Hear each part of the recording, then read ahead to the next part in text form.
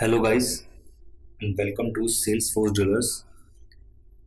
In our previous video we have seen how we can create a pipeline in Jenkins.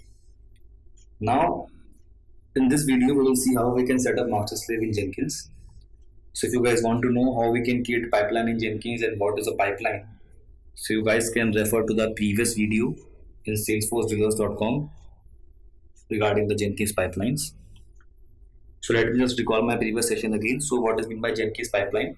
A pipeline is a connection of two or more jobs that are interlinked and are built one after another in a single click. So that's what a pipeline is. Now in this video we will see about the master slave setup in Jenkins. So first of all, the question arises, why do we need a master slave setup in Jenkins? So guys, there are various reasons in this master slave setup. The first one is, now suppose you have multiple jobs to be run and you are already running. Now suppose you are having 10 jobs already created in your Jenkins dashboard and 5 jobs are already running and 5 jobs are still there that are ready to be run. So in this case, if you run all the jobs on a single server, so our server may fall down or it may start to respond very slowly, or I can say its load average may get increased. So to overcome this scenario, we can introduce the slave setup in Jenkins. So the one more would be a reason that it also helps us in our cost saving. Now suppose for creating build of your project, you need a very large server, a server with a very large specifications, like it should have near about 4 GB of RAM and this much GB of hard disk. So in that case also you can consider that particular server as a slave one, and you can start and stop according to your own need whenever you need the requirement to build a job. So that is why we need master slave in Jenkins. So let us proceed to the setup of the master slave in Jenkins. So it is mentioned in salesforcedrillers.com. All the steps are mentioned here. So guys, as I told you that Jenkins needs Java to run. So on our slave server we have to install Java and we have to create a Jenkins user, because when we install Jenkins performs all its applications, or I can say all its operations, as a Jenkins user. So I have created another EC2 instance in my cloud provider. So let me show you. So this is my master one in which my Jenkins server service is running, and this is my slave one in which we will be configuring our slave operations. So let us first of all just check whether Java is installed or not. So as Java is not installed, so let us install Java first. Sudo apt install openjdk -8-jdk-y. So once the Java will install, we will create a Jenkins user in our slave server, so that Jenkins should be able to communicate with the slave one.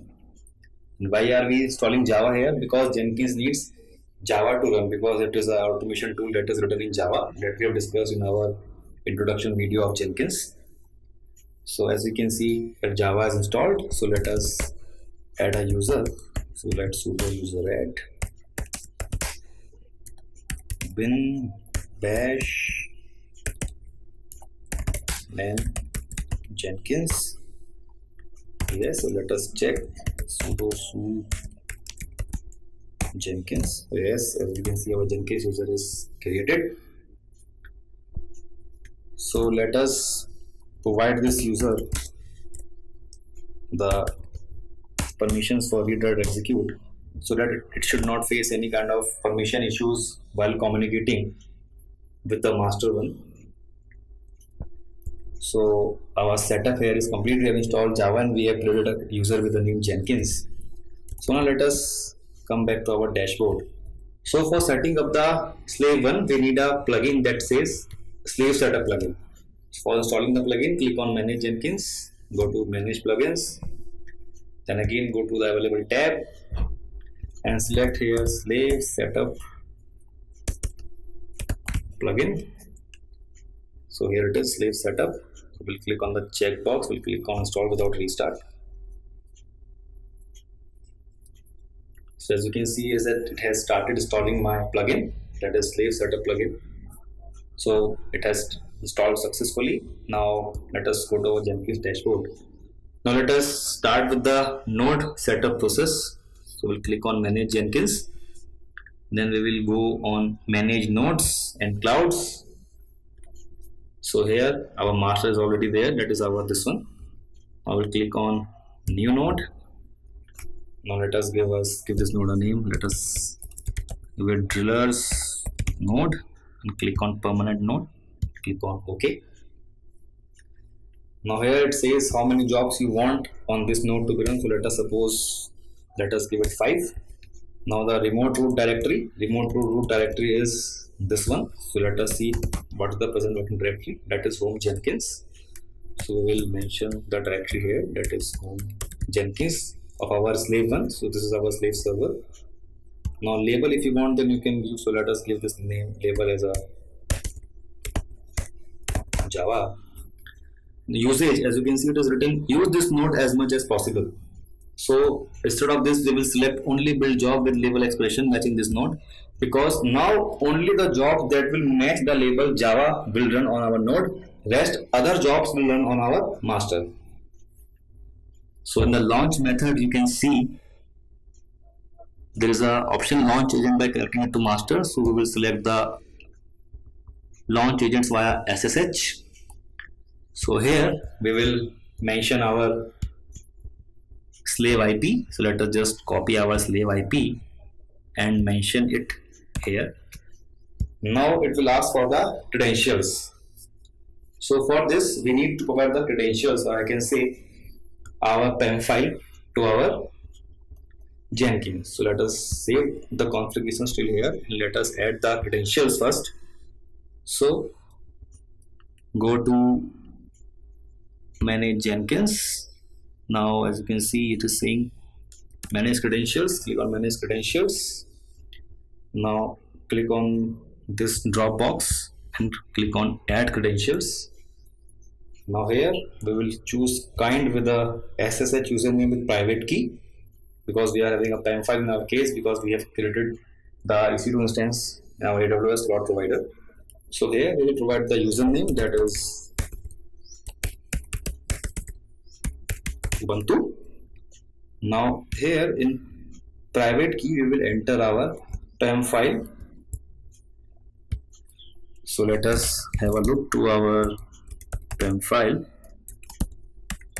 So this is our PEM file, salesforce.pem. So let us get this first.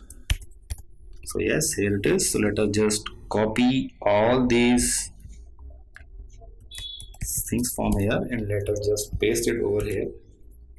So that is how you can add credentials in Jenkins with a PEM file as a private key.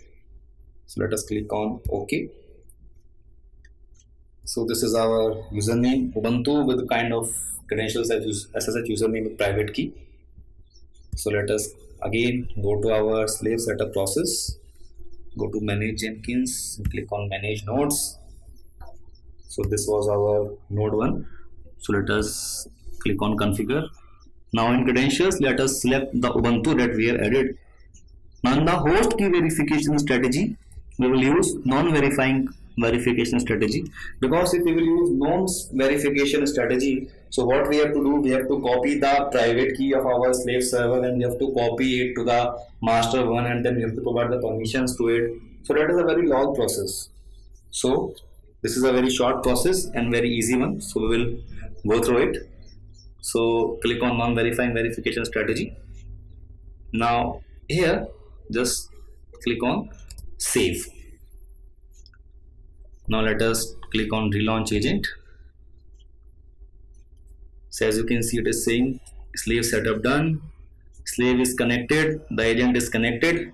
So let us just have a look. So yes, our node is successfully connected. So let us try to build this particular job in our node 1. So let us try to build our second job in our slave server. So we'll click on our job name and then we will go to configure. Now in the configure, here is an option restrict where this project can be run.